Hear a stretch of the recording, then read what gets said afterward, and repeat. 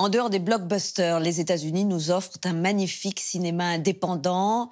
Il dépeint volontiers l'Amérique profonde, blanche et pauvre, dans plusieurs exemples récents, Florida Project ou Three Billboards. Et dans un documentaire qui est en salle depuis hier, America, le cinéaste Klaus Drexel a filmé l'intimité des habitants d'une petite ville d'Arizona. C'est une plongée au cœur d'un pays qu'il aime, mais qui, aujourd'hui, le désespère. Alexandra Roux. Depuis quelque temps au cinéma, les films nous montrent un nouveau visage des Blancs américains, ceux issus de classes sociales pauvres ou en marge, à l'opposé des représentations habituelles. Frances McDormand a reçu un Oscar pour son rôle dans Three Billboards. Why don't you put that on your Good Morning Missouri fucking wake-up broadcast, bitch?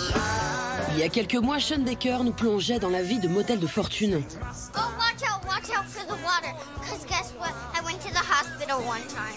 Et hier est sorti en salle un documentaire français tourné au fin fond de l'Arizona, quelques semaines précédant l'élection de Donald Trump.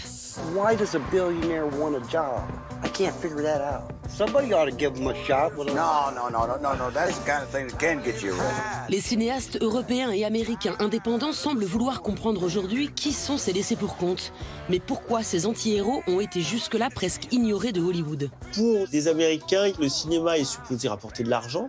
Donc ce qui marche, c'est les films de super-héros. Donc, à l'opposé, montrer des gens qui sont exactement l'opposé, c'est-à-dire des gens qui ont été rejetés par le système, c'est très compliqué. I live in Arizona, in the mountains, in the middle of nowhere for a reason. If it don't work out and you want to raid the country and come raise hell, bring it. We all got guns. We all legal here, and we will shoot back. Je trouve que c'est très intéressant de regarder une société en regardant les gens qui habitent à la marge de cette société.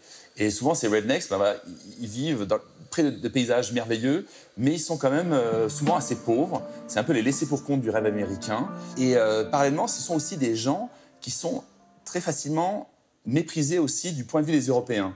Et avant de juger à l'emporte-pièce, je pense que c'est important d'essayer de découvrir et de comprendre en fait qui sont ces personnes. When will he get his first gun, Lindy? Well, Wyatt got his when he was 5. Depends on his maturity. Yeah, it's a maturity level as well. La population blanche en marge, appelée aussi white trash, questionne de la même façon les jeunes cinéastes indépendants américains, comme Sean Baker qui signe The Florida Project.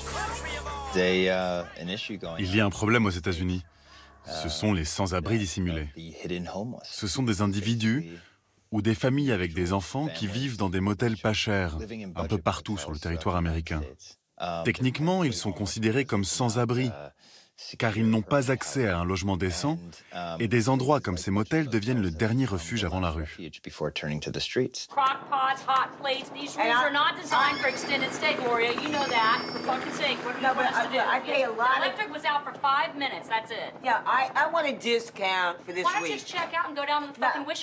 C'est le rôle du cinéma indépendant de s'emparer des minorités et des gens qu'on ne voit pas au cinéma.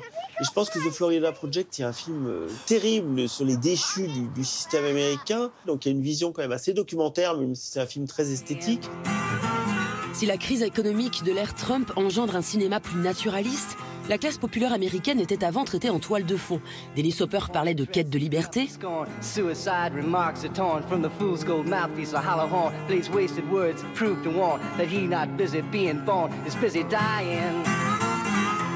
Soderbergh, lui, érigeait une héroïne moderne.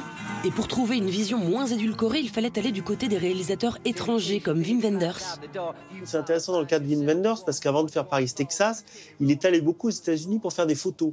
Et c'est à partir de ces photos qu'il s'est dit il faut montrer l'Amérique telle qu'elle est. Et lui-même, qui avait été baigné de cinéma américain, il avait une image, on va dire, idéalisée de l'Amérique. Et il s'est rendu compte que cette Amérique-là, elle ne correspondait pas à la réalité, en fait. Aujourd'hui, il y a donc urgence à saisir les enjeux sociaux et politiques d'une Amérique blanche désenchantée.